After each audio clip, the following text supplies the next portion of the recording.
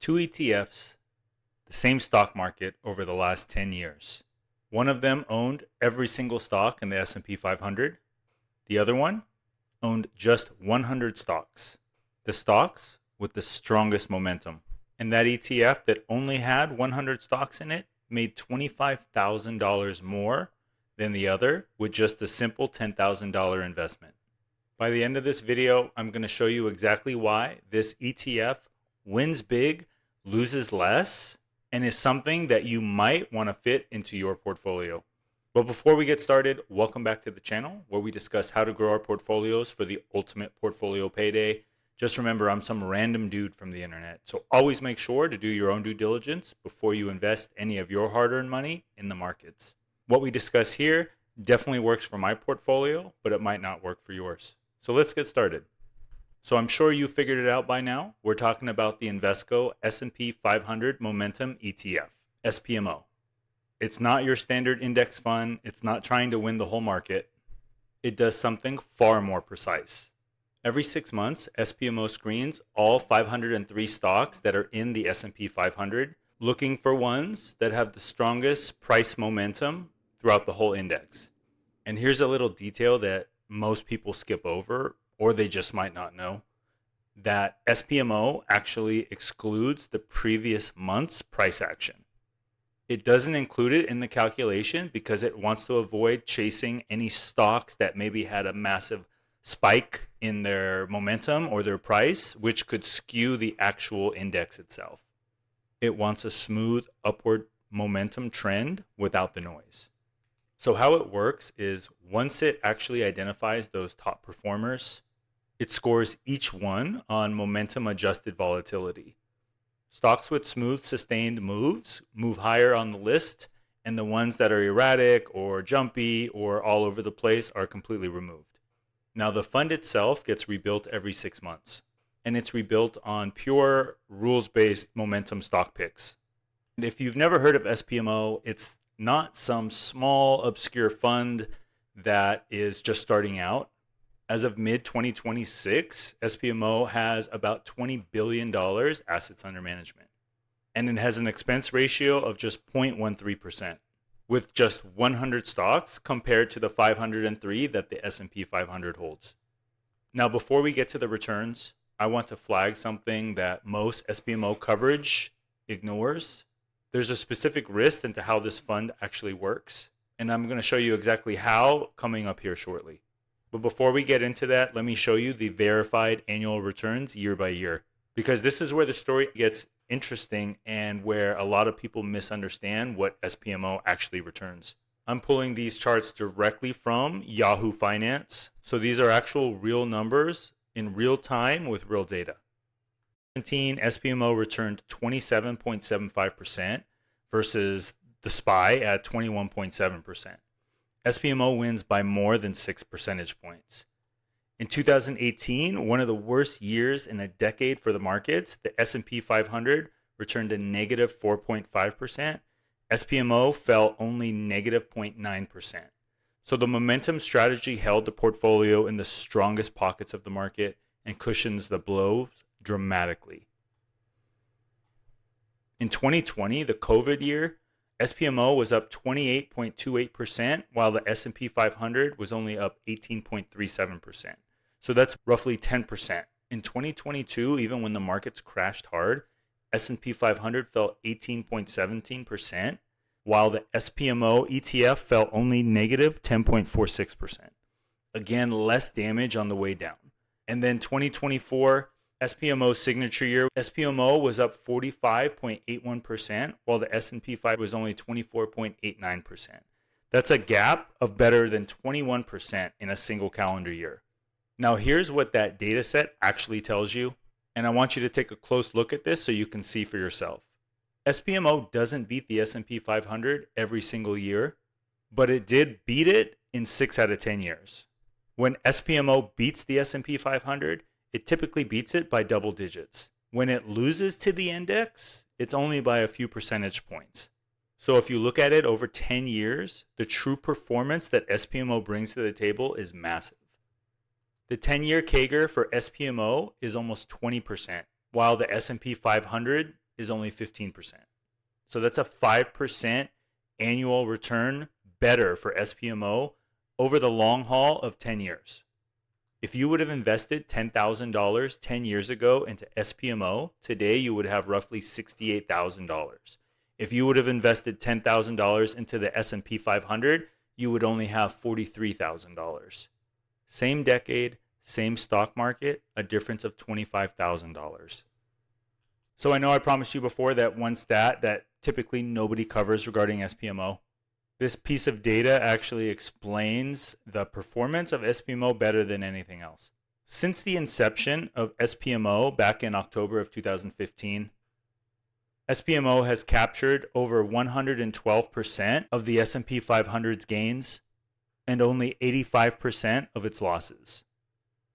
In plain English, when the market goes up, SPMO goes up more, and when the market goes down, SPMO goes down less.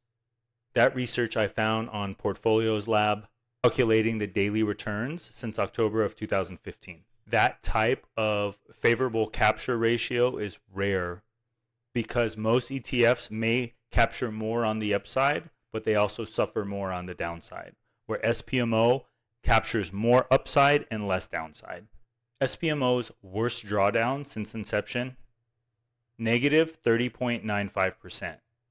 The S&P 500's worst drawdown since that time, a negative 33.7%. SPMO actually took less damage while delivering more return. That combination is definitely why you might want to consider holding something like this in your portfolio. So you might be asking, what does a momentum selected portfolio look like? The top 10 holdings in this fund represent 52%. Technology definitely leads the way, but you also have financial services, communication services, and industrials. However, it's not simply just a tech ETF. You've got companies like Johnson & Johnson and ExxonMobil in the top holdings. As you can see here, Micron Technology is roughly 10%. NVIDIA is 8%. Broadcom, Google, AMD, Johnson & Johnson, Lam Research, Intel, and ExxonMobil make up the top holdings in this portfolio. It owns what works. There's no emotion involved. It's completely systematic, and it's continuously rebuilt twice a year. So here's the risk that nobody really wants to say out loud. It's a concentrated fund, and the concentration cuts both ways. Since the top 10 holdings make up roughly 50% of this entire portfolio, it can pull hard one way or the other. NVIDIA, Broadcom, Lam Research, Micron, those are heavy hitters. And if something hits the semiconductor industry really hard, SPMO is going to feel it. If that market started to sell off, then you would experience a massive drawdown until it gets corrected, either through the market recovering or the rebalance of the fund every 6 months. The S&P 500's fund, the top 10% make up less than 40%. So there's a lot more ease when the market pulls back at times, depending on the sector, because SPMO's very tech, semiconductor heavy. So yes, over the entire year, SPMO's worst year was just over minus 10%. But during COVID, before the rebalancing, when the market was tanking, there was a massive drawdown for SPMO before it recovered and actually had a good year finishing. That's the risk involved when holding a ETF like this. So how do you manage it? First, size appropriately. SPMO does not replace SPYM or SPY or VOO because it's more of a portfolio tilt during good times in the market. So depending on what the market sentiment is, this fund definitely moves more aggressively than a broad market index. Second, you need to understand the reconstitution cycle. The fund completely rebuilds twice a year based on that price momentum. So don't judge SPMO's performance from a single quarter because it might be right before the rebalance. And so if you write off SPMO because it's maybe down for a short period of time, just remember that it will be rebalanced soon with the best momentum stocks that are in the market at that time. Lastly, you want to commit to a longer term horizon. The momentum of this ETF rewards patient long-term holders. The data proves it. 20% year over year for the last 10 years is a great return that most ETFs will never experience.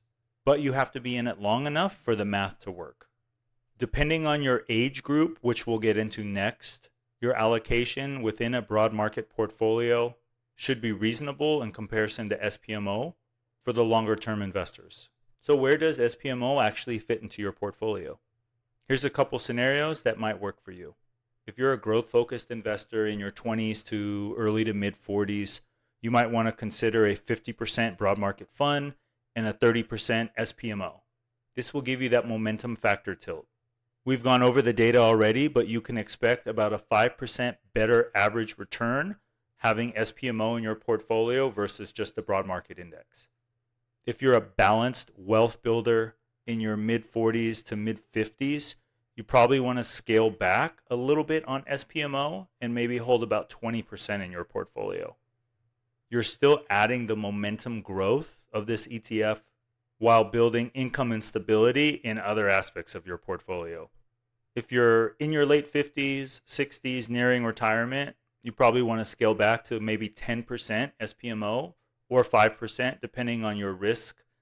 So this way you can still capture that momentum in or near retirement, but not have to stomach the volatility of the price action. A 30% drawdown on $500,000 is a hard pill to swallow. So definitely make sure your conviction is sized in with your risk. Now let's take a look at what a consistent investment into SPMO over the long haul will give in returns as far as what it's going to do for your portfolio. So for this, I calculated a conservative 15% annual return, which is well below SPMO's actual historical average of 19 to 20%. With an initial investment of $5,000 and $250 a month recurring for 20 years, after 10 years, the portfolio is worth roughly $91,000. After 20 years, $480,000. And if you're young enough and can hold this for 30 years, approximately $2.2 million. So yeah, in a perfect world, this would be a great scenario, but also keep in mind we are 5% below the 10-year CAGR on this ETF. If I would have put in 20% average annual return, this is amplified exponentially. And all this involves is consistently investing in a single systematically managed rules-based ETF. So here's the bottom line for SPMO. It's not a replacement for a broad market ETF. It's a systematic momentum ETF backed by a decade plus of research. Research over the long haul that has delivered countless results year in and year out for an average of almost 20% year over year.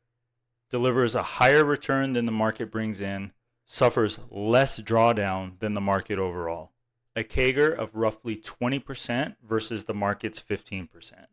That's real verified data. Remember, the drawdown is that the concentration risk is volatile. 50% of the top 10 holdings can move the momentum in one way or the other, good and bad. The top 10 holdings are based in the semiconductor industry, so the volatility and the risk is real. You just have to make sure you know both sides of the fund. If you found this video helpful in any way, please definitely like and subscribe because it helps the channel reach more people.